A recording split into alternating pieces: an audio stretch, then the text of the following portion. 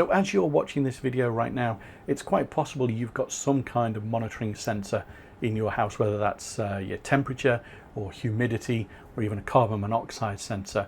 Many of us have these kinds of things in our houses nowadays. And in this video, I'm going to go through a new addition to my smart home setup that kind of like steps that up another level from what I've currently got.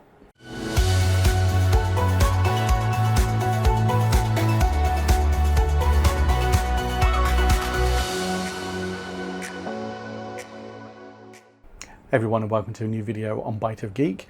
So in this video I'm going to be going through the latest addition to my smart home setup, and that is the AirGradient One indoor air quality monitor. So first of all, big thanks to the AirGradient team for sending this out to me to play around with and review for you guys on the channel. Very timely as well. I was looking at another device that was going to do some of the functionality of this. And yeah, so obviously I've got this now, so I can play around with this instead.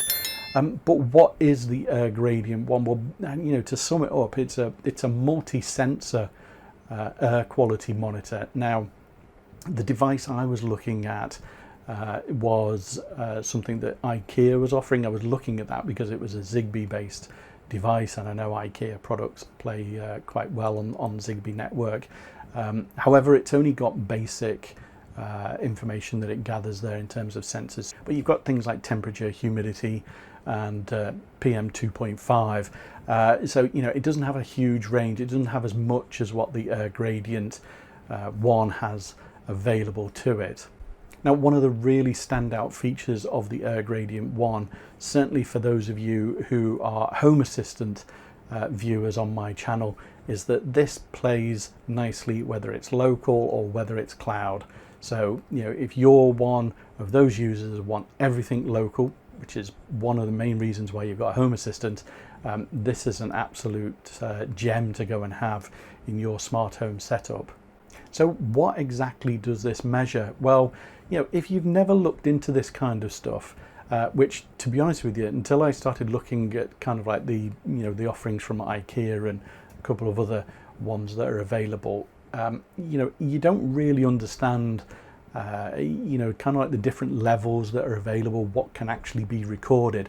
Everybody knows about carbon emissions and stuff like that, you know, stuff that comes out the back of cars, all that kind of stuff, burning all your, you know, waste and all those kinds of things. Everybody knows about that and the damage that that can do, not only to the environment, but also to your own personal health.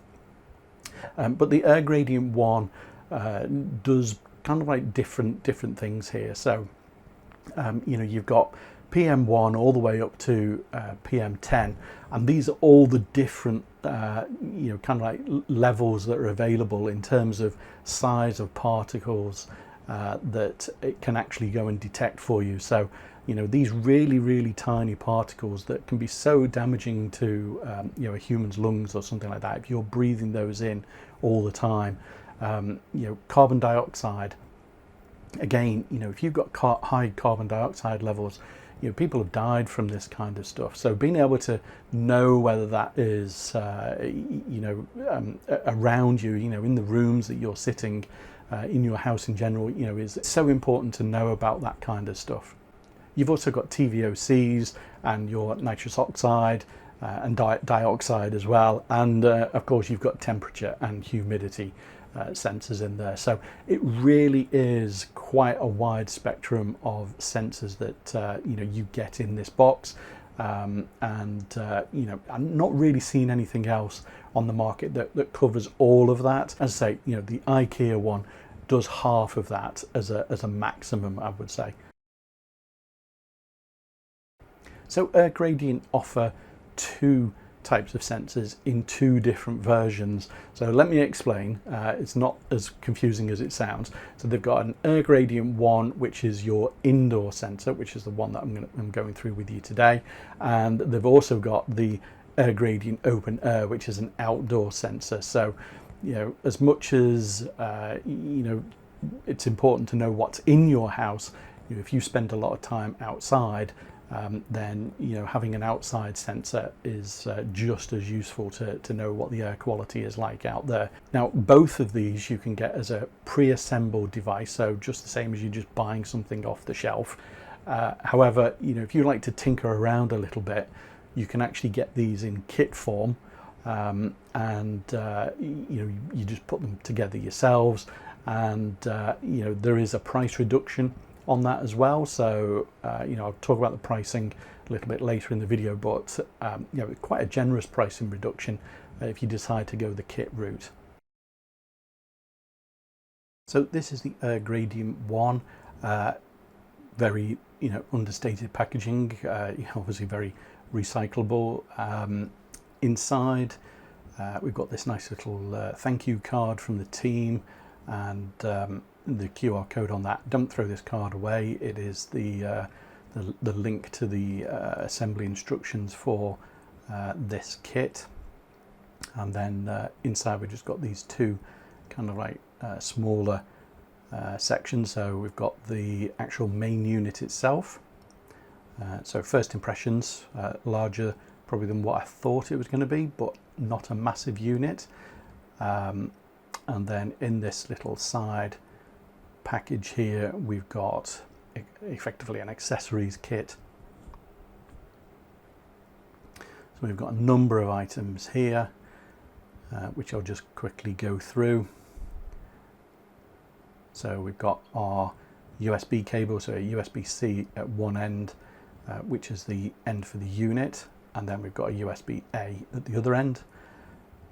Then we've got this little packet here, which is got some screws and a tiny screwdriver. Kind of reminds me of the kind of thing you get in a Christmas cracker maybe. But that is a Torx screwdriver, so those are Torx screws. Then you've got your pack of sensors. So you've got your CO2, you've got your TVOC, and you've got your temperature and humidity sensors in here. So some of these are quite small, so just careful you don't lose those, but we'll put those on in a moment. So the main unit itself, all plastic affair. It's good quality plastic. It isn't some kind of 3D printed kind of case. It is injection molded. The board on the inside, well laid out, has got expandability on it. It's got expansion capabilities on there, so there's various bits that you can add to it. All looks very well designed and made. It's probably the first thing I would say. So a quick look at the online instruction guide tells me exactly where I need to go and put the various sensors. So just starting off with the temperature and humidity and the TVOC sensors. So they are quite small. Hopefully you see those on the camera. So just having a quick recheck of the place in the instructions where these go. So I'm going to start off with the temperature and humidity. And as I said earlier, these have got to go a specific way round. So it's kind of the sensor on the outside. Obviously, the holes are in the case, so it needs to pick it up from that point of view. And they literally just push down onto the pins. No soldering involved or anything like that. Really, this is the kind of stuff anybody can do, really. So this big chunky sensor here is the CO2 sensor, and that goes here. And again, it's just a case of just popping this down on the pins. The big blue rectangle that you can actually see on the board, that is the PM sensors that was already pre-fitted and connected to the board, so you don't have to worry about that. And then the last one is the TVOC sensor that like the temperature one, just has to go the right way around and just pushes on to the pins at the top. So let's just get the rest of the case put together with these very small screws. So it's just simply a case of the cover going on the right kind of like orientation round, I suppose. There are actually two exit points for the cable, depending on how you want to route that cable around. But you know, there's no kind of like clicking it together or anything like that. You know, they literally just, the screws are just in these bits here, and then you just use this teeny tiny screwdriver. Now what I will say is it's not the easiest to screw this thing together. You know, obviously the screwdriver doesn't help, so I would, you know, if you've got a Torx screwdriver of that size and you can get it into that that gap there, I would probably go and use that. This basically, you know, it's mentioned on the website, you know, to use you know, a wax or something like that to help with the screws going in. They are very, very tight when you get to a certain point, and it almost feels like, you know, the case isn't actually joining together, but you keep on going, and then eventually it does actually, you know, completely seal up. So once you've got it powered on, you just wait for it to set up its Wi-Fi access point. So the flicker you can see on that little display there, you don't see that in real life. That's just the what the camera's seeing. So it's, you know, it's the difference between the refresh rate of the camera and the actual display. So you know, it is, you know, a nice, clear, steady display. But basically, you know, it sets up a wireless access point, and on your mobile phone you are going to need to connect to that, and you have a configuration page where you then go and specify your 2.4 gigahertz Wi-Fi network. So, you know, there's no support for 5 gigahertz here. I don't think it really needs to be 5 gigahertz. I think, you know, something like this, you want the longest possible range, really. But you specify that, and then effectively, you know, it goes through its configuration, the rest of the setup and things like that. As you can see, it just goes through this kind of like flickering of the LEDs at the top. So you just got the one on there at the top of the moment, and then you get a few more that come up, and yeah, you know, you'll actually see the initial readings that it starts to pick up on the display. So adding the AirGradient One to Home Assistant, well, straight out of the box, Home Assistant picks it up. You know, there's minimal configuration here. You just select what area you want it in. So I'm going to choose the office because that's where I've got my 3D printer. So I want to see what impact that is having on the values. But that's it. You know, it's done and set up. This is, you know, down to the fact that it is part of the core, you know, Home Assistant setup now. So a really straightforward installation of it. But as you can see, you've got all your sensors listed there, and then you've got various configuration options. So you can calibrate your CO2 sensor. You know, you can specify whether you want you know, local or cloud configuration. You know, kind of what you use as the standard for you know, your data. So, you know, do you want to use you know, the US AQI? Do you want it in Celsius or Fahrenheit? Do you want the LED bar brightness? You get the idea. You know, all of this stuff is completely configurable, which is really, really good to see. You know, and you've even got a test LED button there, so you can see the full range of lights that come up as well. And then you've got a bunch of diagnostic sensors as well, which obviously, you know, you can enable those if you want. Now, in terms of a dashboard, so I've just got something really simple set up here. I've got a chart for my carbon dioxide, as you can see, up and down during the day. You know, I've got things like the VOC index and the nitrous oxide index as well, which always is 1, and then I've got the various PM values as well, and you can see on the charts for those, you know, because basically PM10 is the highest one and all the others are all the lowest, as it were. You know, they've all got the same kind of charting on them, but obviously if different values are picked up, then it will be different. I've also got my temperature and humidity sensors there as well, and I've got a couple of little graphs set for that. Now obviously if you don't have Home Assistant and you want to use this, then your other option, you know, whether you do it on your mobile or whether you do it on your computer, is to use the dashboard that is provided by AirGradient themselves. And you know, by signing up and you know, having that configured, you get to see similar kinds of data to Home Assistant. Obviously you can't do any of the automations and things like that, but you know, you still get to see you know, whether you know, where you've got the monitor located, you know, whether it's actually good or bad air quality within that room, and at what time of day you know, that is actually reporting that. So you know, you get to see all, you know, I'm looking here at the you know, the 2.5 and the CO2.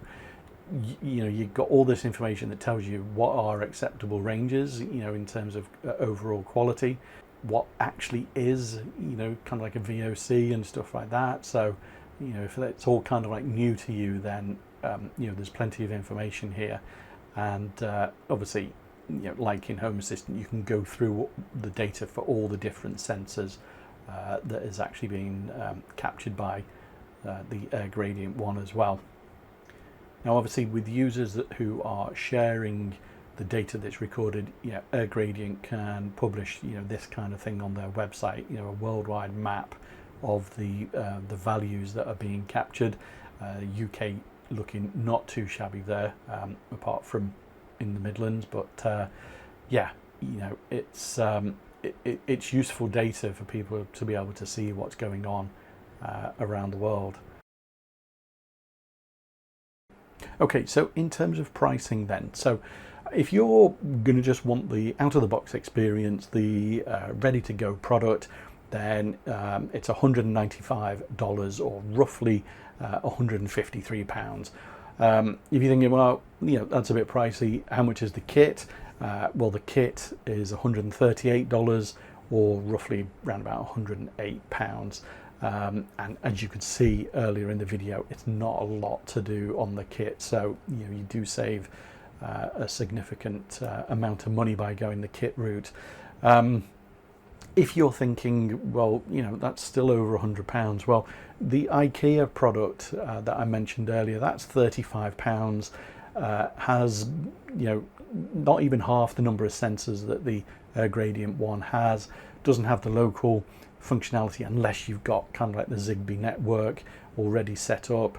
You know, there's plenty of other bits it doesn't have either. So, you know, for something that's got this much in terms of configuration and sensors and, you know, everything else that it you know, offers you, you know, the just over £100 starts to feel a little bit more realistic for the product that you actually get. And if you really needed another reason for why you should have, you know, something like an indoor air quality monitor, well, you know, the World Health Organization estimate around about 7 million people die a year from poor air quality, you know, in general air pollution. Obviously, you know, that is spread around the world. I think it's kind of like just over 100,000 people in America alone. You know, as I'm talking to you, recording this video with the door closed, with the window closed, I can see out the corner of my eye the AirGradient One. The LEDs are, you know, it's a full bar of red LEDs because the CO2 has built up in this room. So, you know, this is happening all the time around us, and being aware of this is, you know, super advantageous. So, okay, what is my thought then about the AirGradient One? Well, having never had a device like this before, obviously, you know, I've been aware of kind of, you know, the various bits that are talked about in the news, the environment, all that kind of stuff. But actually having the data to hand, exclude the temperature and the humidity, that I think they're nice to haves in this unit.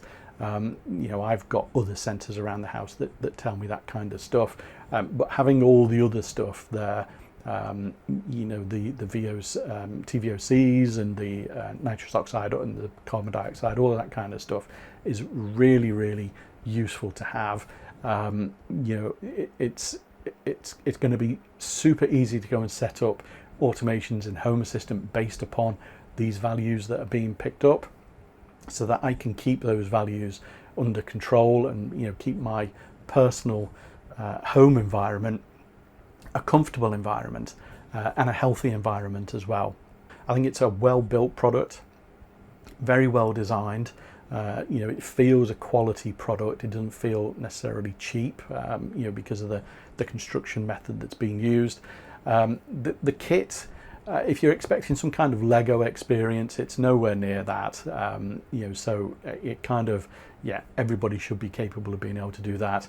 I think those screws are a pain in the backside, to be honest with the AirGradient team, and that little diddy screwdriver as well. But I'm not sure whether whether like a clipped case or something like that would have been better rather than the screws. I got there eventually. I didn't put you all through the recording of that, but I did get there eventually in getting that super tightened up.